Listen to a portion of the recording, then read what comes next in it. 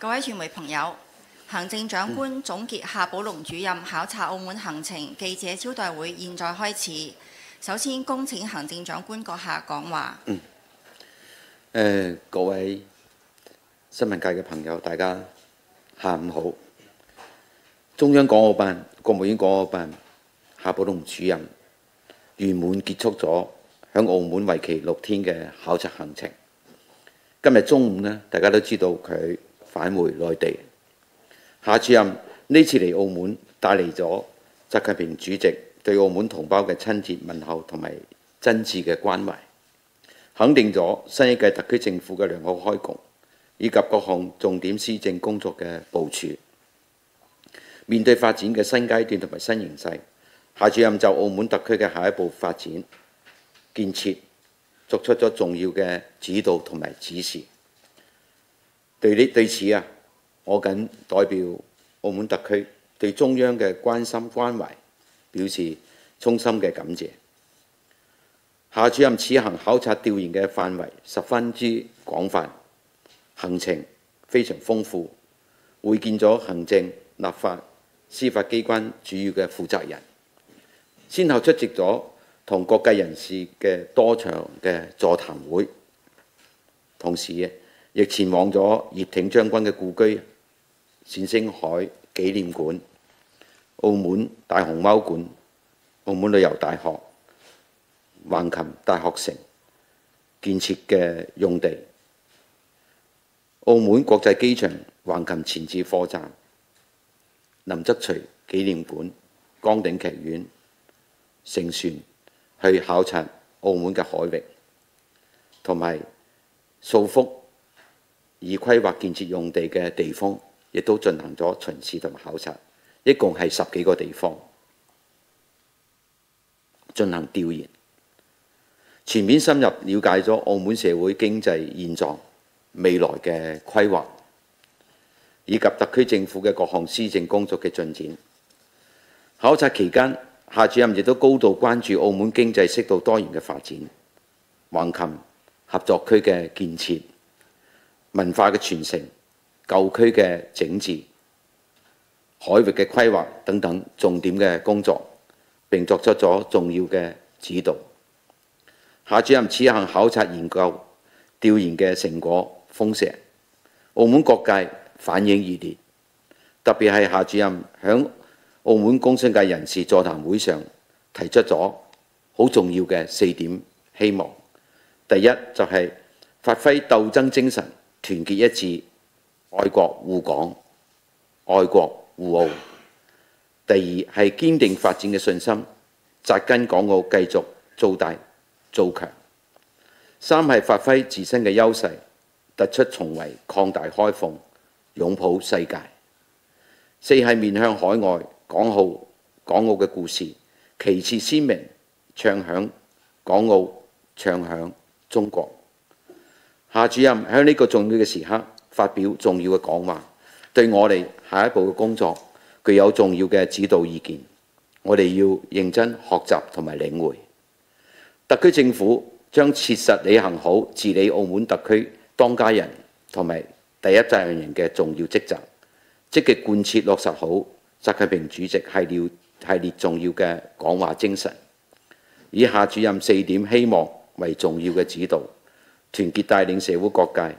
推動具有澳門特色一國兩制事業高質量發展。就本次夏主任考察調研期間所作出嘅系列重要指示，特區政府將深入學習領會貫徹，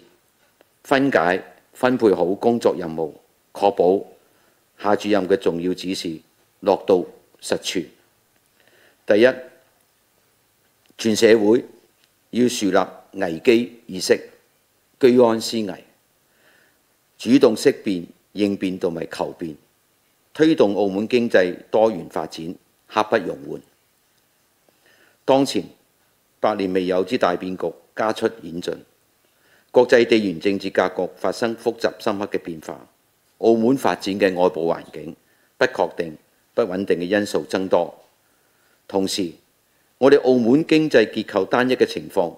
冇根本改變，鄰近地區旅遊國際業競爭亦都日益加劇，政府收入嘅來源單一，特區政府財政高度依賴博彩收入，抵禦風險嘅能力不強等等。對此我哋全個澳門社會必須要提高認識，統一思想，形成高度嘅共識，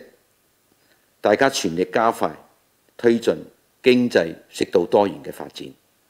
促進澳門經濟社會可持續向前發展。第二，工商界要喺澳門特區建設同埋國家發展中更好更大發揮作用，繼續發揚愛國愛澳嘅光榮傳統，敢於鬥爭同埋善於鬥爭，大家團結一致，愛國護澳，自覺將自身嘅事業同埋澳門嘅繁榮、國家嘅發展緊密聯繫起嚟，堅定發展嘅信心，要以澳門為家，緊緊圍繞澳門特區發展建設嘅重點任務，響推進經濟適度多元發展、建設橫琴、粵澳深度合作區等方面，以實際嘅行動作出更大嘅貢獻，將藍圖發展落實到一個個實打實嘅項目上邊。第三，準確把握澳門加橫琴嘅定位，加力推進橫琴合作區嘅建設。始終不忘橫琴開發建設就係為咗促進澳門經濟適度多元發展嘅初心，切實將橫琴合作區建設當作係我哋澳門自己事情嚟辦，增強責任感、使命感同埋緊迫感，牢記習主席3個要睇嘅重要指示，正視同埋解決合作區發展建設中嘅困難同埋問題，大刀闊斧改革創新，加強澳琴硬聯通、軟聯通同埋深聯通，推動合作區產業發展取得新嘅實效，將合作區建設成為澳門美麗嘅後花園，努力交出一份滿意嘅答卷，為澳門長遠發展闖出一條新路。第四，發揮澳門自身嘅優勢，擴大開放，喺國際舞台上展現更大嘅作為，積極開發葡西語系國家等重點市場，積極開拓中東、東南亞同埋非洲等新興嘅市場，大力拓展國際商業網絡，擴大國際朋友圈，促進內聯外通，面向世界講好中國嘅故事、澳門嘅故事，歡迎外國朋友們投資澳門、投資中國，成就事業，實現夢想。第五，有序推進落實4個重大工程項目嘅建設。4個重大工程項目係特區政府為澳門計、為國家計、為長遠計、為整體計謀劃推出嘅重要舉措，係實現澳門更好發展、推動澳門更好融入同埋服務國家發展大局嘅重要揸手。特區政府將積極調集同埋投入相關嘅資源，有序分階段推進4個重大項目嘅建設，充分發揮帶動嘅效應，增強澳門發展嘅新動態、新動能。第六，愛國澳澳社團要持續加強自身建設，團結一致，共同應對各種風險同埋挑戰。澳門素有深厚嘅愛國愛澳嘅傳統，喺新嘅階段，我哋要厚植愛國愛澳嘅核心價值，廣泛團結同埋不斷壯大愛國愛澳嘅力量。愛國愛澳社團要持續加強自身嘅建設，變革創新，適應新時代發展嘅要求，不斷提升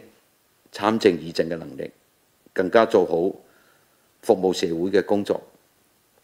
第七，要做好青年嘅工作，支持青年成長同埋發展。喺考察期間，夏主任十分關心關懷澳門青年嘅成長同埋發展，認真聽取不同行業青年、大學生嘅心聲。特區政府將積極為青年成長成才創造有利嘅條件，支持青年學業、就業、創業同埋事業發展，採取有力嘅措施，切實解決好青年關心嘅問題。邁入新嘅發展階段，特區政府將團結帶領社會各界，全面準確、堅定不移貫徹好一國兩制、澳人治澳、高度自治嘅方針，全面推進落實好各項施政嘅部署。我哋堅信，響中央嘅堅強領導底下，響國務院港澳辦、澳門中聯辦等部委嘅大力支持底下，充分發揮好澳門獨特嘅地位、功能同埋獨特嘅優勢，用好中央嘅各項惠澳政策措施，凝聚各界嘅力量，大家齊心協力，我哋一定能夠戰勝各種困難同埋挑戰，打開新嘅天地，創造新嘅輝煌，不斷開創一國兩制事業高質量發展嘅新局面。多謝大家。多謝行政長官。而家係問答時間，請各位記者朋友提問之前先舉手。每一次係最多問2條問題，而提問之前請講出你所屬嘅傳媒機構所提嘅問題，請圍繞住今次記招嘅主題。第一位記者，前面西裝褸呢位。長官，大家下午好，我係澳廣視記者，想問翻今次夏主任嚟考察調研嘅行程呢，都係包括一啲澳門嘅海域啊、媽閣廟同多個文化場所等等㗎。咁啊，對澳門喺海域規劃、文化工作等嘅呢方面有啲咩重要指示？另外有冇對今屆政府嘅工作有提到啲咩具體要達成嘅一啲指標呢？唔該晒。大家都留意到呢，係夏寶龍主席喺考察期間，佢嘅考察嘅地點啊、路線啊，其實好有心思嘅。咁海域考察，佢去咗海事博物館、媽閣廟，然後坐船經過內港嗰邊，就出去睇睇澳門嘅海域。佢仲好記得係澳門大都市，點解會大都市？因為有其中一部分好重要嘅因素，亦都係澳門有85平方公里嘅海域，所以佢一直行過去，坐船行過去，我都陪同佢，亦都係我第一次咁樣坐船，好睇睇澳門嘅海域，印象深刻。佢經過西環大橋，然後睇海洋花園前邊，大家有個 C 區填咗海一塊地，亦都向北望呢，旅遊塔下邊 B 區有啲地。再向前行，我哋大家知道舊海洋世界有塊空置嘅一塊地，一直出去響澳門半島同埋路環島中間，我哋山海城真係兩邊有兩個山嘅，有東望洋山、西望洋山。然後呢，海洋花園後邊有個山，機場嗰度有個我哋叫雞頸山，就係好對稱嘅，係兩邊即係兩島一海通道出去，經過加勒比大橋、友誼大橋同埋落成唔係好耐嘅澳門大橋，一直出過去。佢對澳門嘅海域利用同埋發展非常之關心。佢要求幾樣：第一，海域我哋85平方公里嘅海域係國家因應澳門特別行政區嘅發展向前謀劃發展嘅時候，所俾澳門嘅一個好重大嘅向東向南發展嘅空間。第二，海域嘅規劃發展一定要喺國家整個南海發展嘅規劃嘅定位裏邊去充分利用和發展。而呢啲發展呢，規劃發展呢，既符合澳門長遠嘅規劃同埋發展，又要唔能夠損害到我哋成個珠江流域海域嘅嗰個利用、保護。大家都知道呢個係一個好重要嘅一個我哋南海嘅保護區嚟嘅。所以嗰個規劃發展呢，一定要規劃好，善用國家俾澳門嘅海域。其實呢，佢出去呢，亦都係回應咗我哋喺施政方針裏邊提出嘅幾大項目去進行嘅，同埋有啲呢係以前提出嚟嘅。譬如我哋提出嗰個綜合文旅區，佢非常有興趣去了解我哋嘅文旅區點樣因應澳門嘅山海城、澳門半島同埋氹仔島之間，所以佢好留意就係，比如海洋世界，我哋嘅海洋花園前邊嗰塊地咧係好靚嘅一塊地。後尾佢去咗上咗個旅遊塔咧，就更加清楚體現俯瞰落去 C 區同埋旅遊塔周圍 B 區嘅空地。遠望呢係望到舊海洋世界嗰塊地嘅。咁出去呢，其實新城 A 區嘅南邊原來都係有塊地規劃可以用作為即係旅遊休閒設施嘅。所以我哋提出嚟呢，施政裏邊提出嚟嗰個綜合國際性旅遊文化地標工程，佢好有興趣知道我哋係點樣考慮。第二呢，大家記得呢，就係前幾年已經提出嚟嘅，我哋澳門咪規劃一個生態島，就係將嗰啲惰性嘅建築廢料啊、物料呢，向嗰個我哋路環，應該係路環嘅啦，已經係即係東南嗰個地方1公里遠嘅海域裏邊嘅點樣規劃呢個生態島嘅建設位置。第三呢，中央政府亦都批准咗啦，我哋亦都動工咗，就係澳門機場擴建工程，而且仲使咗入去澳門機場嘅跑道同埋而家嗰個停機坪中間嘅海域去睇嘅。所以佢對我哋嘅規劃海域嘅規劃呢，係結合澳門我哋實際嘅環境，我哋實際嘅需要，未來經濟嘅發展，同時知道喺國家規範嘅整個海域管理裏邊，我哋係點樣考慮嘅。所以我哋都好，我都好多謝佢個代表特區政府，好多謝佢親自坐船去，亦都係我哋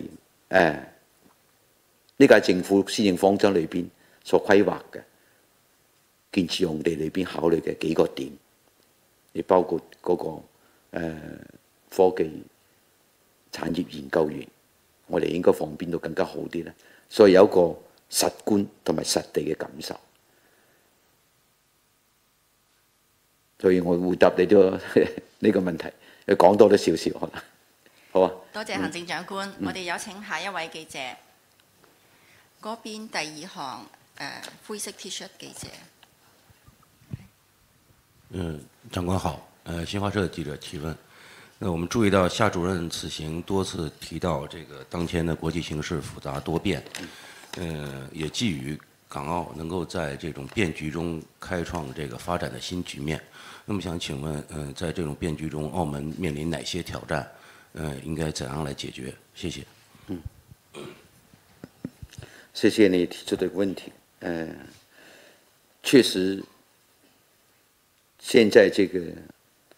夏主任呢，這次來，我們都留意到，大家都留意到，他應該是跟工商界會面的時候，前天，昨天上午，應該是沒錯的話，昨天上午吧，好像是，他因應這個港澳這個面對的這個形勢，尤其是我們國家面對的現在這個中美博弈的情況，發表了幾點講話，也就會因應國際形勢的變化，我們特別行政區兩個特別行政區應該怎麼應對，應該怎麼跟國家的這個命運與共提出的，對我們工商界，也不單單是這個工商界的整個提出的要求、希望。現在國際這個局勢複雜多變，我們澳門大家都知道，我這在那个施政方针的讨论过程中也提出来，我们澳门就是33平方公里，不到70万人口的居住人口的这么一个地方，接次国际形势的这个复杂多变，对我们澳门带来了很大的挑战。因为什么呢？这种挑战的一个已经显示出来，大家都留意到我们这个第一季季度经济是负增长，就这些问题挑战就显示出来了，逐步显示出来。所以我们那个经济结构单一，高度依赖旅游博彩业，税收单一，夏主任都很清楚，他也很了解澳门的这个经济结构的状况，尤其他也清楚我们这个财政税收来源80%来源于博彩业，这种状况没有改变。所以这种高度依赖外面的这个旅游博彩业这种经济结构状况，在面对我们现在国际复杂多变的环境底下呢，对我们这个挑战，其实上次我说是间接，事实上是直接来了，已经直接出现了。游客增多，但是我们的这个消费游客消费是下降的，很快可能是下个月详细的那个数据，统计局会公布。现在公布这个比较粗的临时的预测，然后我们这个整个消费结构的改变、观念的改变，甚至人群的改变、消费模式的改变，他还这个夏主任很有意思，也是很好貼地呀。他知道这个现在都年轻人很喜欢特种兵旅游，我一开始都没想到特种兵的旅游，也就是说这个消费观念、消费的模式变了，这个年轻一代的这个旅游的体验的感受跟以前不一样了，所以我们这个挑战这个在这个地方，将来我们呢？特区政府，我们施政部署里面也因应这个情况呢，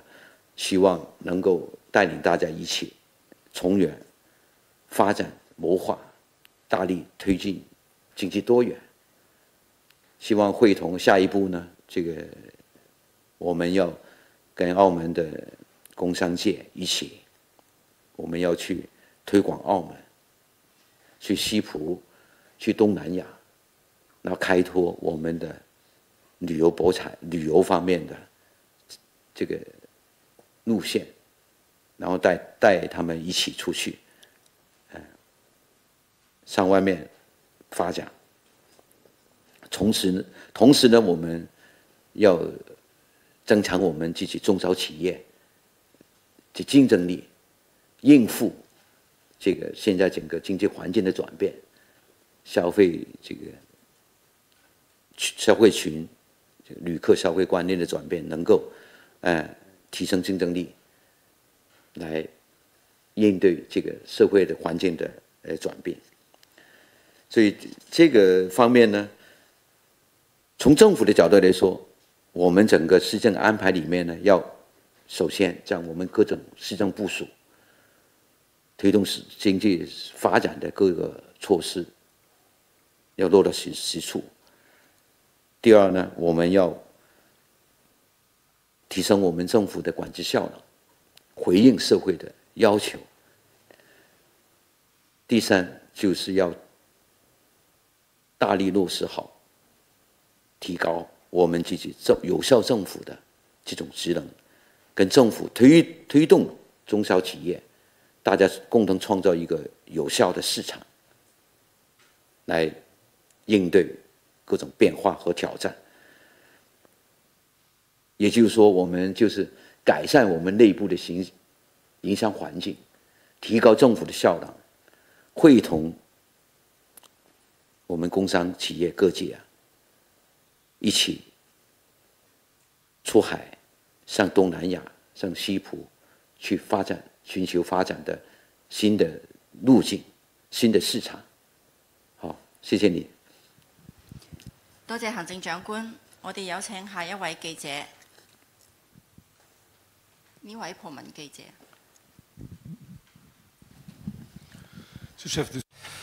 午安啊！我係 José Costa Santos TDM 嘅記者，可唔可以企起身？唔該。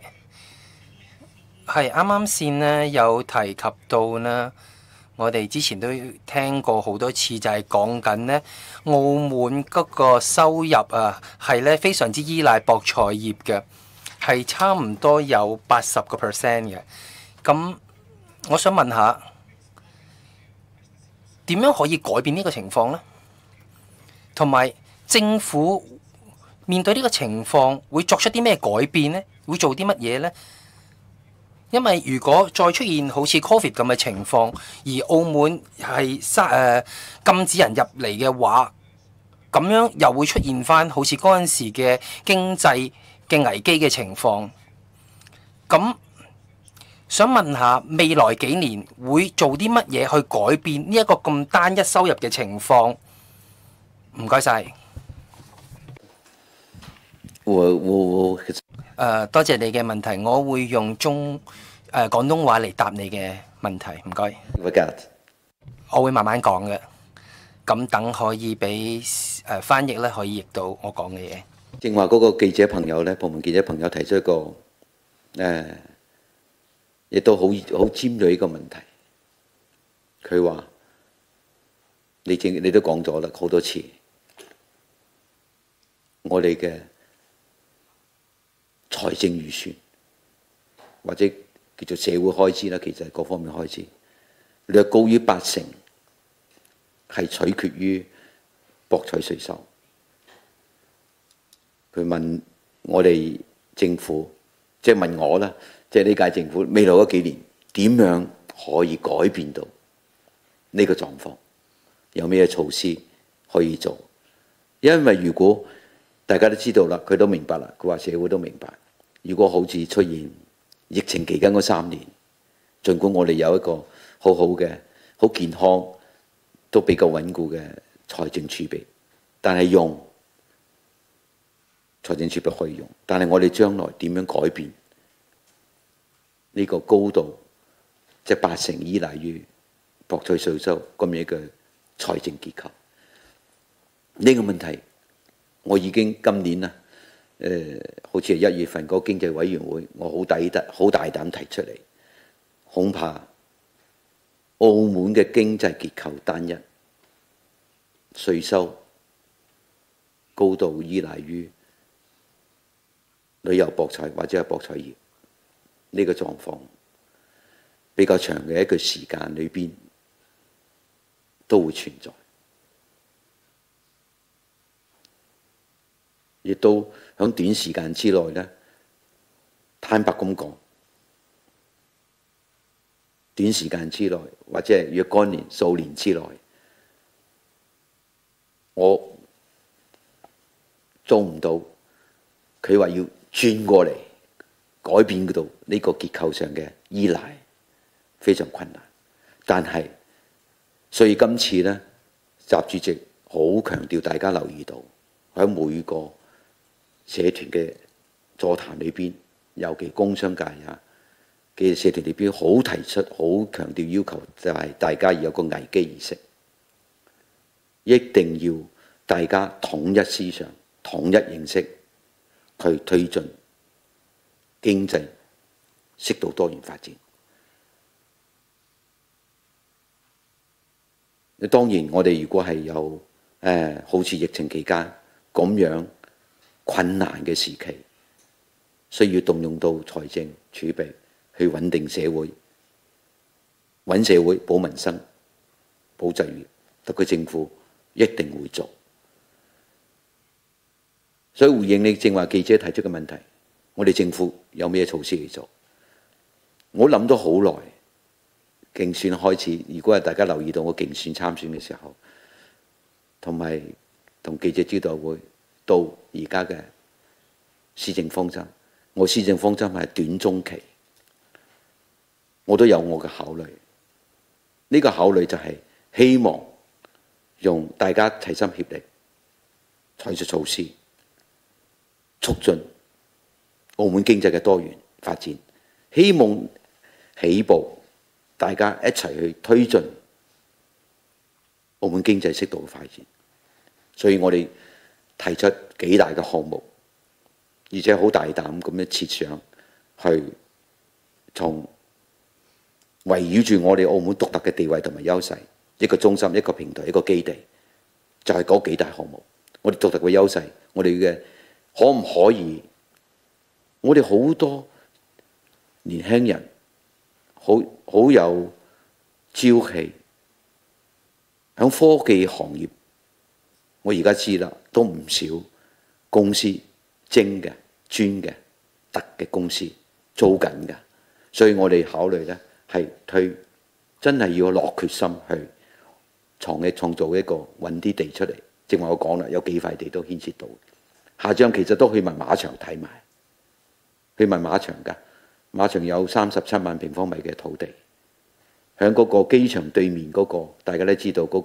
個佢嘅用途多變。06年、07年開始到而家，唔知改變咗幾多個用途。一開始係豪宅，然後係經濟屋、房屋，然後夾屋，然後停咗。呢個地都睇埋。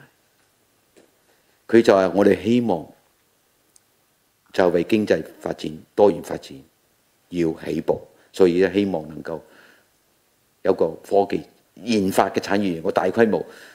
即係落地生產，我哋可能做唔到，但係可唔可以探討呢？就係呢個啦。文旅又係我哋推廣文旅，要推廣澳門，所以呢，就係一方面我哋自己立足本身，我哋亦可以主動去設立一啲大嘅規劃，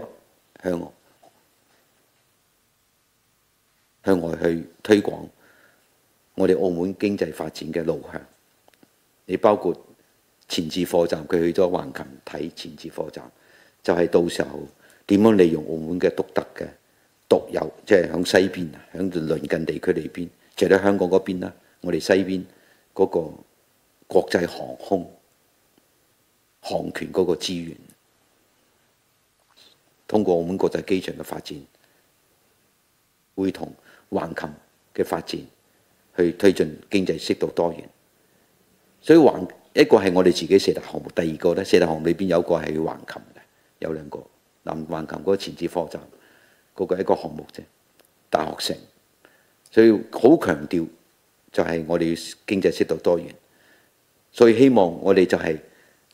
同大家一齊呢，一定要按部就班，用一個規劃去推進呢啲經濟速度發展，逐漸啊能夠慢慢啦，將我哋整個財政開支、民生保障、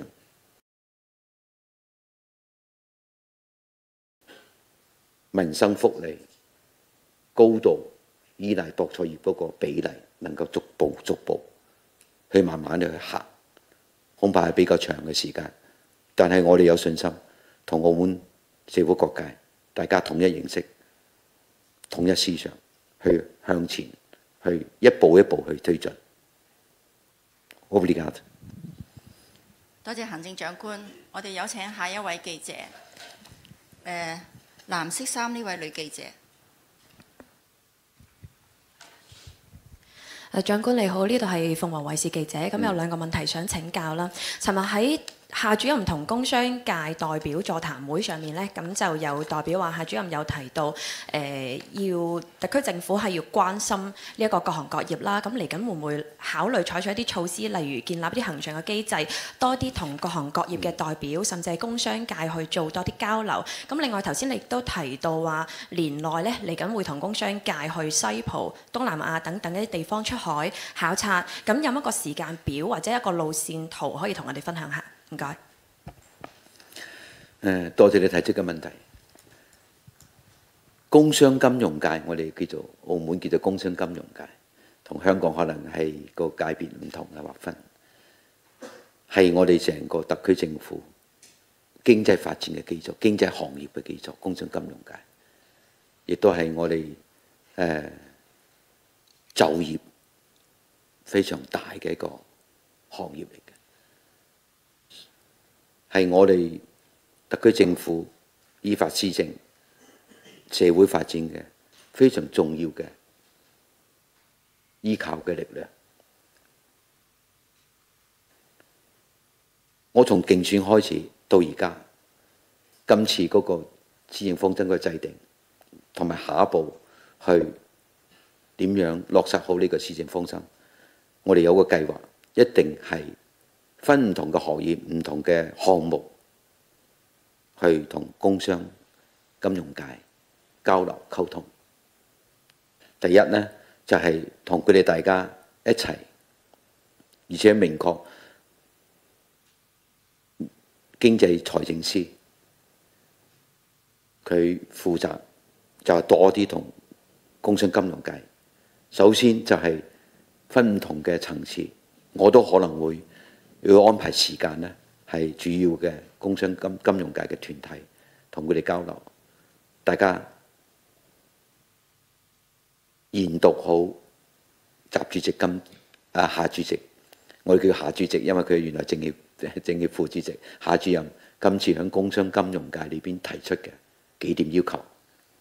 結合我哋特區4月14號我提出嘅施政方針，同埋呢一直到4月30號呢係5個 C 嘅範疇去立法會接受答問裏邊提出嘅一系列，牽涉到整個社會，尤其係工商金融界點樣相互之間配合推進經濟發展，唔同嘅層次去同佢哋交流溝通。一方面要解讀落實好夏主任嘅要求，第二係落實好我哋成個施政按輕重緩急、短期、中期工商金融界點樣相互同政府一齊合力去推進呢啲項目嘅發展。最重要就係同工商金融界嘅交流溝通，大家能夠統一到思想，統一到認識，要明確大家係齊心協力去推進澳門經濟嘅多元發展，同時亦都係希望了解佢哋對澳門經濟適度多元發展嘅諗法要求，同時呢，亦都係要關注同埋了解點樣能夠協助到佢哋響而家嗰個複雜多變嘅環境底下，內外複雜多變環境底下，協助佢哋提高營商嘅能力，適應市場嘅變化同埋發展。所以呢，係我哋會係唔同嘅層面嘅官員，分唔同嘅項目、唔同嘅行業。工商金融界裏邊分好多唔同嘅行業嘅，係有針對性同佢哋聯動一齊去做。呢個唔係為淨係今年嘅施政方針，我認為我成個路向都係一個恆常性嘅相互探討、溝通、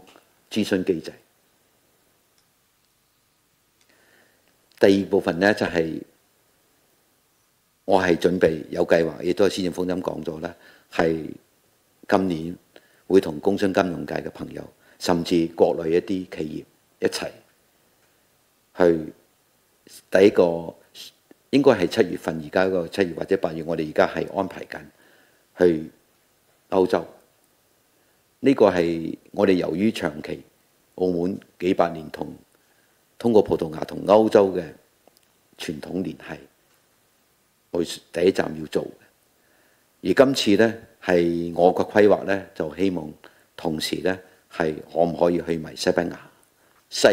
葡西語系一齊去尋求我哋澳門同佢哋嘅發展聯繫。所以應該7月份，如果係安排到嘅話，但係而家取決於葡國，因為葡國嘅政府啊係辭咗職，而家係下個星期過幾日佢會選國會選舉，所以有個不確定性嘅時間。等新嘅政府產生咗，好似係嚟緊嘅禮拜六定係禮拜，我唔記得呢排忙嗰啲，係呢幾日嘅啦。因為晚黑我聽住，我留意嗰個葡國嗰邊嘅新聞咧，佢哋係競選得好熱鬧嘅幾個，係等新嘅政府產生咗之後，我哋會確切安排呢個時間，所以會同工商金融界一齊去，亦都有可能邀請而家啲準備緊啦，係國內有啲企業係咪一齊協助，共同去尋求我哋嘅向嗰邊嘅發展。下半年呢，我哋都係希望能夠向東南亞去拓展我哋嘅旅遊休閒嘅嗰方面嘅市場。呢個仲係按照我原來嗰個規劃去做，甚至我哋會考慮呢，就係咪可以響東南亞、東北亞嘅地方呢，係施政方針都講到啦，係設立一啲真係推進我哋經濟適度多元、發揮我哋優勢嘅經貿辦事處，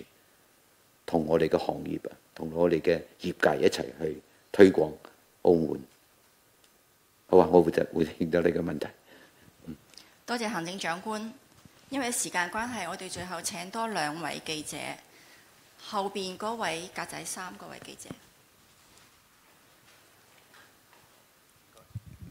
行政長官你好，澳門電台嘅就問2個問題，一個咧就係問夏主任今次嚟到澳門視察咧，亦都係多次提及深合區嘅發展啦。咁就尤其對澳門經濟發展非常之重要。咁特區政府點樣做好同深合區嘅工作？另外亦都係咧夏主任就係指示要建設高規格嘅文旅區啊，澳門政府又點樣做咧？或者唔該特首。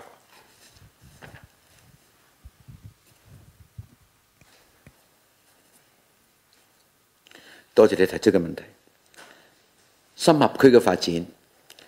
大家如果留意到嘅話呢，係年初嗰陣時候就夏主任咧專門去深合區，佢提出一個判斷，就係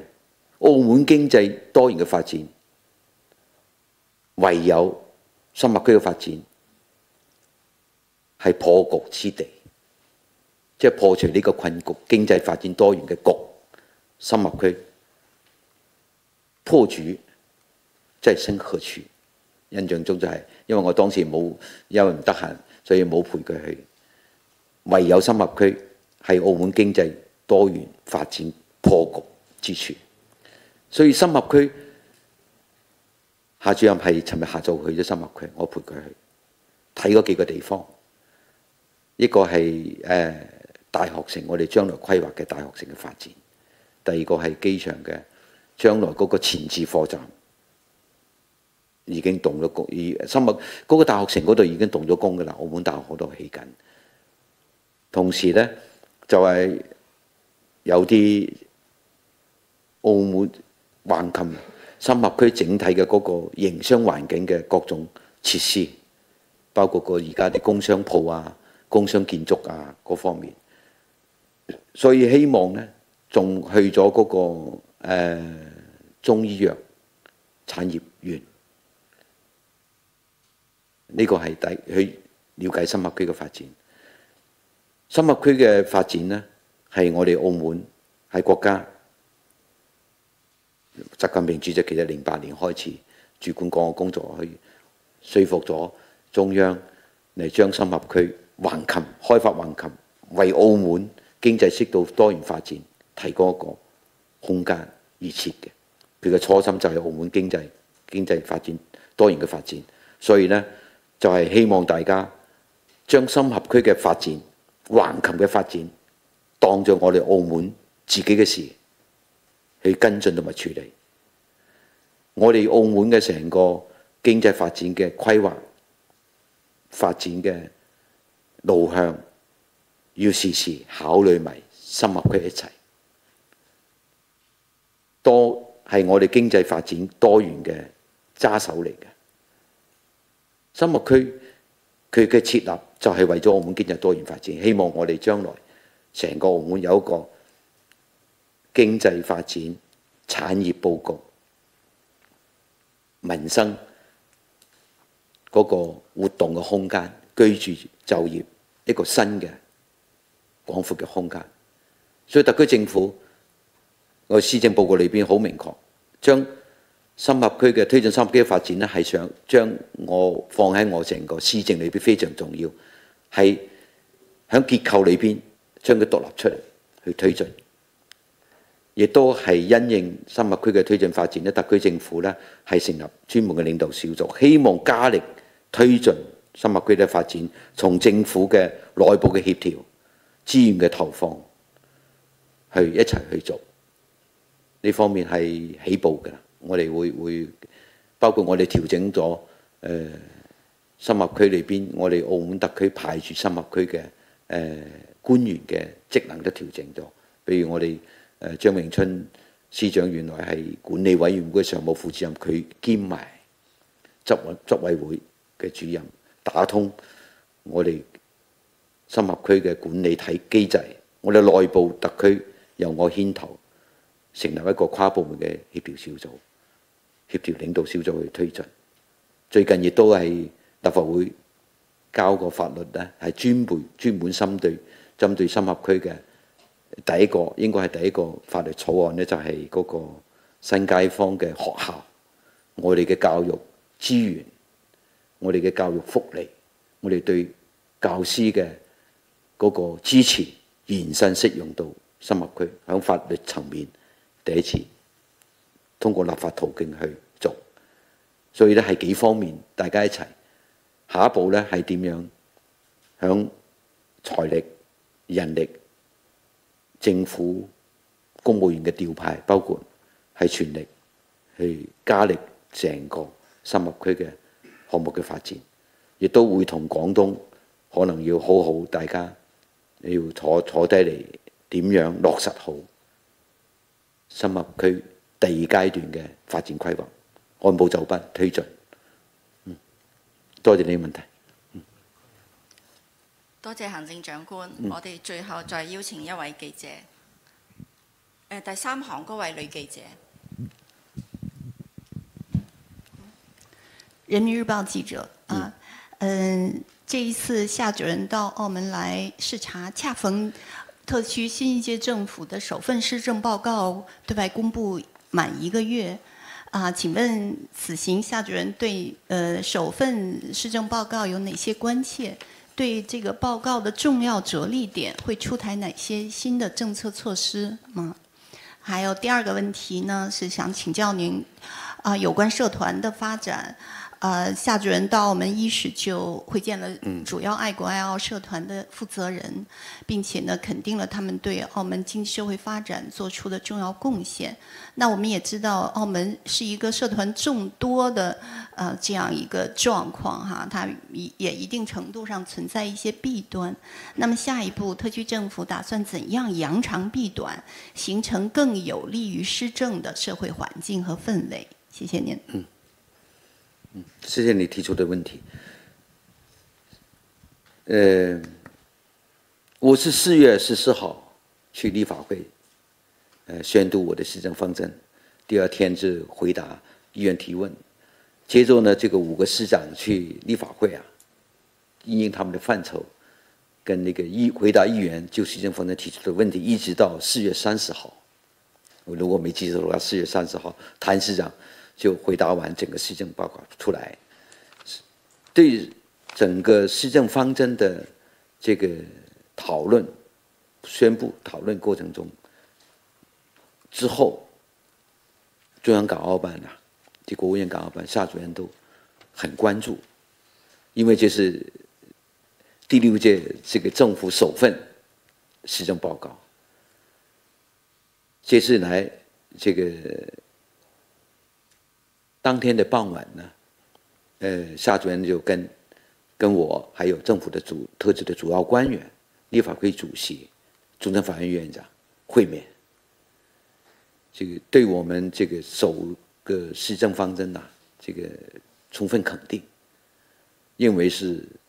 新一届特区政府从短中期规划了整个澳门发展的路径，赞扬我们有担当、敢作为，但是同时也非常强调，下一步必须要会同澳门各界，大家把施政部署、施政方针里面的规划，要一步一步落实好，这是对我们我感受最深的要求。施政方针拿出来，大家这个经过这个大家的广泛的咨询、听取意见，拿出来了。我也感受到整体社会对我们的施政方针，还是肯定的。国务院港澳办也对这个施政方针也专门发了一个公开的一个评价，也希望我们新的一届特区政府按部就班，会同澳门各界，把施政方针各项施政部署落实好。这次夏主任来呢，你也留意到了，那个第二天的下午，也就在这个地方，就这个地方，跟那个11个社团的代表，座谈，关注2大问题。那个社团代表都说了，第一个就是期望社团代表会同特区政府，大家带领好整个社会，凝聚共识，统一思想，统一认识，推进澳门经济适度多元发展。这个刚才我已经回答了，我就不展开说了。这个必须要居安思危，整个社会必须要起步，脚踏实地去推进经济适度多元发展，逐步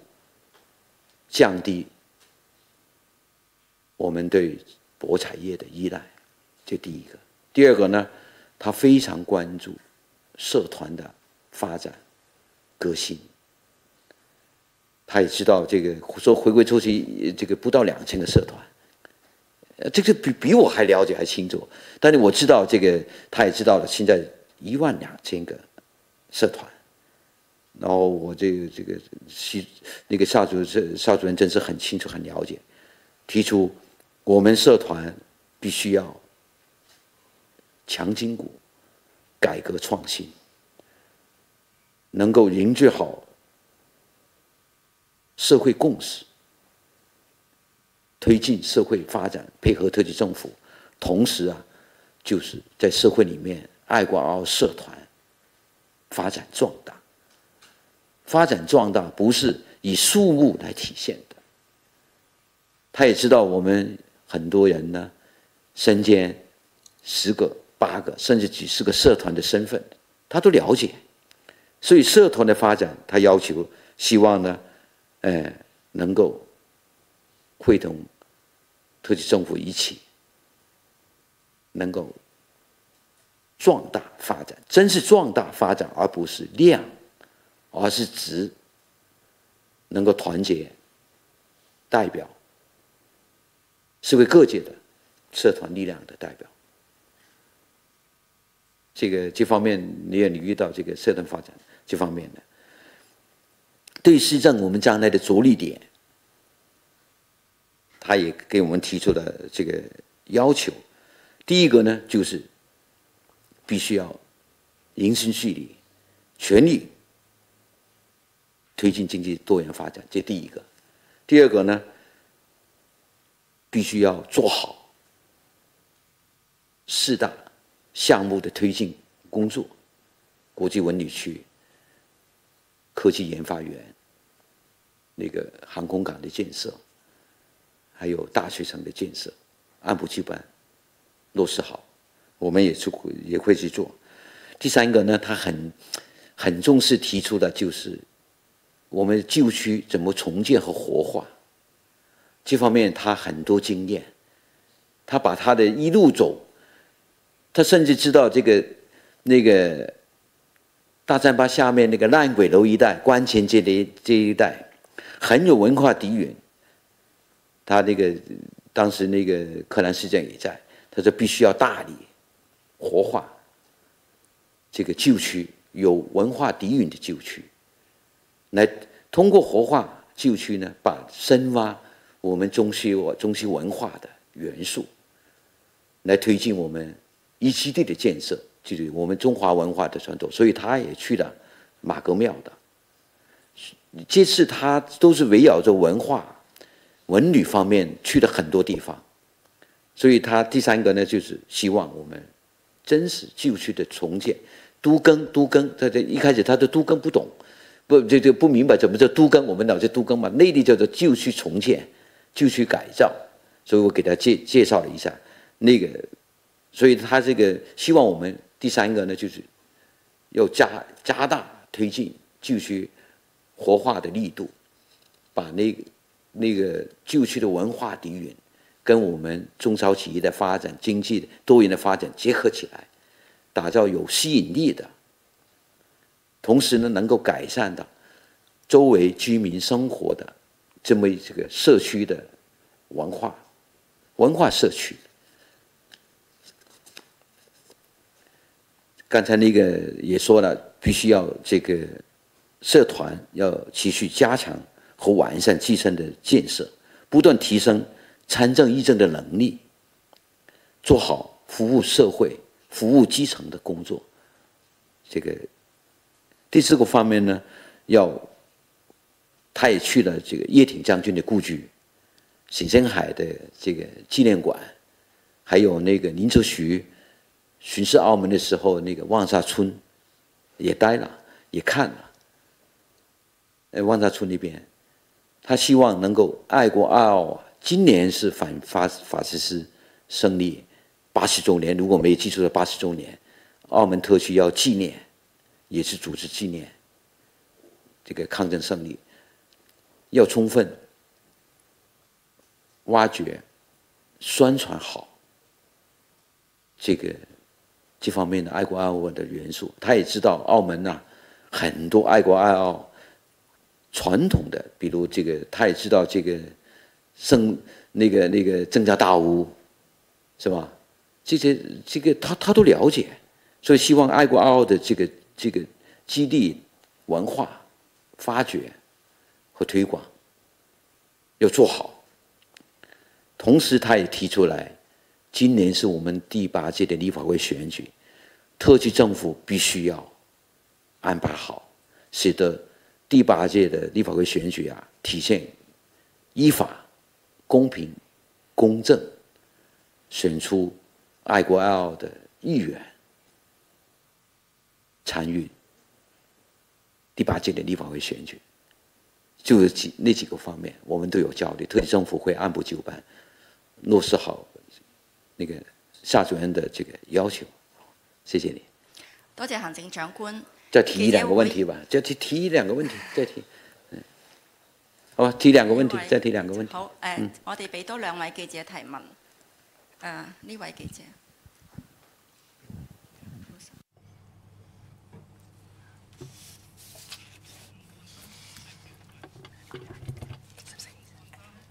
我需唔需要企起身呢？還是已經睇到我好清楚我呢？因為我有啲攰。好啦，多謝你啊，行政長官。我叫 Victor Ginter， 我係蒲新社嘅記者。我想問下呢，今日呢，頭先呢就講到呢，就係好歡迎呢外國嘅投資者嚟澳門做投資嘅。咁琴日呢，咁有一個新聞稿呢，琴晚夜晚出咗新聞稿呢，就講到呢，就需要呢吸引一啲外資啊，又或者係一啲高端嘅人才咧嚟澳門嘅。咁亦都講到我哋優先嘅市場咧，就係咧葡語嘅國家咧，同埋一啲西班牙語嘅國家嘅。咁我想知道咧，有冇一啲具體嘅措施咧，能夠吸引到呢一啲葡語國家、西班牙國家嘅投資者咧？又或者佢哋嘅人才咧嚟到澳門嗰度嚟到澳門咧？因為知道咧4月14號嗰陣時咧，行政長官咧就話咧會再重新審視過咧，睇下我哋澳門咧吸引人才嘅計劃啦，有冇一啲優化啦，或者有啲咩改進啦？好啦，第二條問題呢，就關於夏主任嚟澳門嗰個訪問啦。咁佢就會講到呢嗰個貿易戰爭嗰方面嘅問題啦，就話而家呢有好多不確定性嘅喺我哋工商界入邊。咁係好似係上個月啦。咁有兩間顧問嘅機構咧，就話咧美資嘅賭場企業啦，就話咧，如果呢一個貿易戰咧有呢個惡化嘅趨勢咧，嗱，譬如關於呢一個抖音嘅問題啊。亦都為嚟住呢個，即係我想講咧，就係話美資嘅博彩企業啦，咁嚟緊嗰8年會點樣咧？佢哋嘅情況會係點咧？因應呢個貿易戰嘅情況，唔該晒。我發得電話㗎，不得。係，我慢慢講。俾啲方便翻譯嘅工作。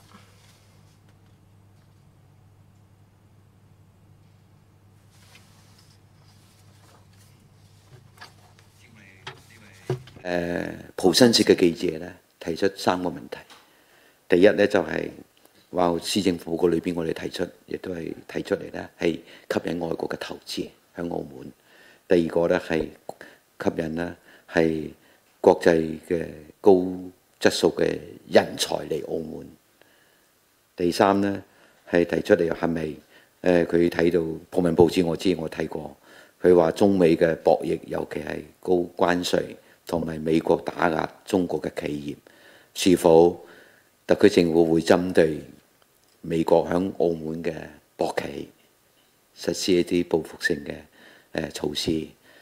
咁啊，係確實嗰個施政報告裏邊呢，係希望吸引外國嘅投資嚟澳門，尤其係科技企業研發。所以呢，係點解會搞？希望有一個科技園呢，就係利用我哋澳門獨特嘅地位同埋優勢，吸引外來嘅投資。其實外來投資呢，可以係其他國家，葡語系、西語系，其他國家都得，只要有利於我哋國家。我哋有利我哋自己澳門經濟適度多元發展，內地嘅投資，內地嘅高科技企業，用我嘅説話嚟講，廣東話叫做講咧係無任歡迎。佢哋可以響利用澳門嘅獨特嘅優勢，響呢度從事高科技行業嘅研發。所以我哋投資我係歡迎，我哋投資係澳門以外嘅投資。內地嘅投資、外國嘅投資，我哋更加歡迎葡語系國家、西語系國家、歐洲、美國投資、科技投資都冇問題，我哋歡迎。所以呢，呢個路向係我哋其實原來一直都有嗰個投資居留法，大型項目嘅投資係可以，呢個法律仲喺度㗎。投資移民，以前叫做投資移民，係有個專門係專業科技企業嘅投資係可以㗎，可以大型嘅項目落嚟呢，係通過一系列嘅政策、稅收嘅政策，將來亦都係可以有稅收嘅政策，而家都有嘅。喺移民政策、出入境嘅方便，都一系列，我哋係鼓勵吸引投資。所以下一步大家，我哋同工商界充分發揮我哋工商界、僑界佢哋響世界上嘅聯繫網絡嚟吸引投資。人才嘅吸引，特區政府其實係幾年嘅啦，係2期嘅人才引進計劃已經係開始咗，我都批到唔少。係啊，所以咧就柯南處長亦都有呢個規劃咧，係檢討成個人才引入嘅計劃會開始㗎啦，因為施政方針亦都提出下一階段重點就係吸引國際高端人才睇一睇，我哋係檢討點樣創造條件嘅環境，吸引國際嘅高端人才，包括西語系、葡語系。我哋好歡迎其他國家嘅高端人才嚟澳門，創造條件，等佢哋喺澳門發展呢方面。所以唔會話係專門針對邊個地區或者邊個國家，係全球嘅高端人才，我哋都歡迎。你正話提到嘅嗰個係，我都留意到係葡文先講話，即係有可能會針對喺呢度營運嘅外資博企，會採取一啲措施，因為中美嘅博弈嘅問題。我呢度作為行政長官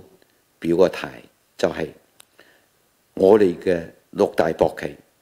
博彩行業，我哋有法律規定，只要按照法律規定，健康、依法、健康、有序發展，唔單單係博企。外來投資一定會得到所有外資企業喺澳門嘅經營同埋發展，一定得到特區政府依法嘅保護同埋支持。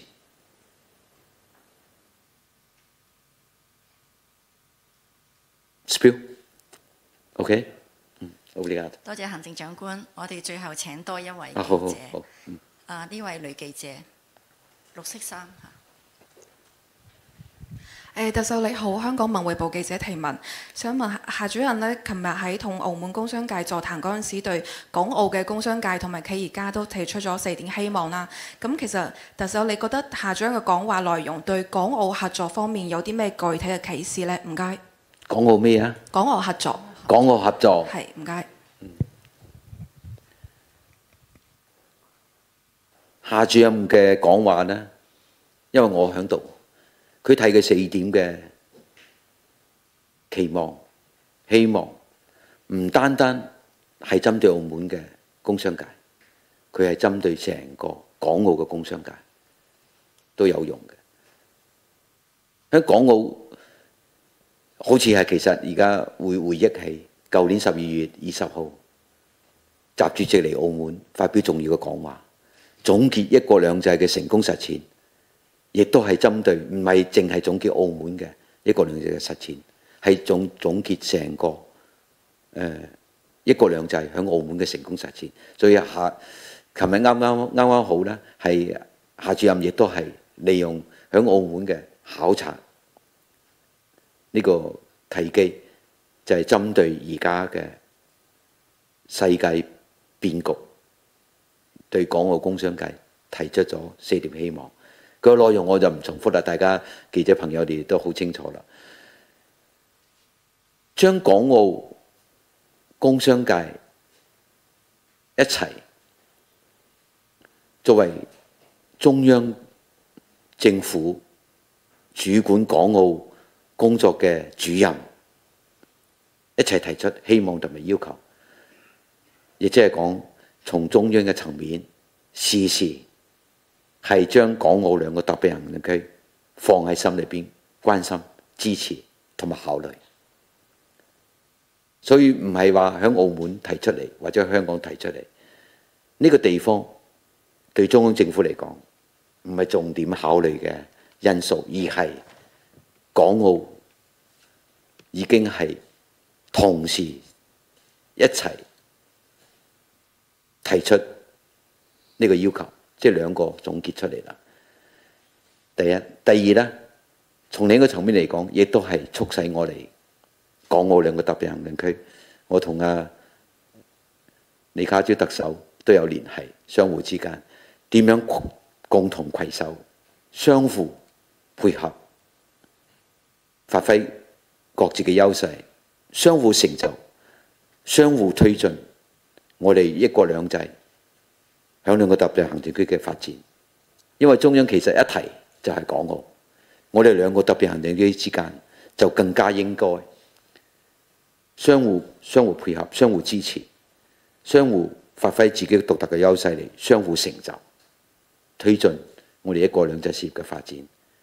其實嗰個經濟嘅定位，我哋係同香港係唔同嘅，各自有自己嘅優勢，係冇衝突嘅。大家都好清楚，而家你哋港澳嘅記者都好了解呢樣嘢，係啊。所以呢，未來呢兩個特別行政區同樣要落實好，就其實澳門我哋自己，我都留意李家超行政長官亦都回應咗夏主任提出嘅嗰4個要求，所以大家共同去推進兩個特別行政區嘅各項事業嘅發展，去推進一國兩制事業嘅發展，相互配合，相互取長補短，發揮兩個特別行政區嘅獨特嘅地位同埋優勢。好啊，多謝行政長官。記者會到而家已經進行咗超過1個小時。行政長官閣下除咗總結咗夏寶龍主任考察澳門嘅行程之外呢，亦都係回答咗記者朋友多條問題。再一次多謝行政長官。今日嘅記者到此為止，多謝各位記者朋友。謝謝大家，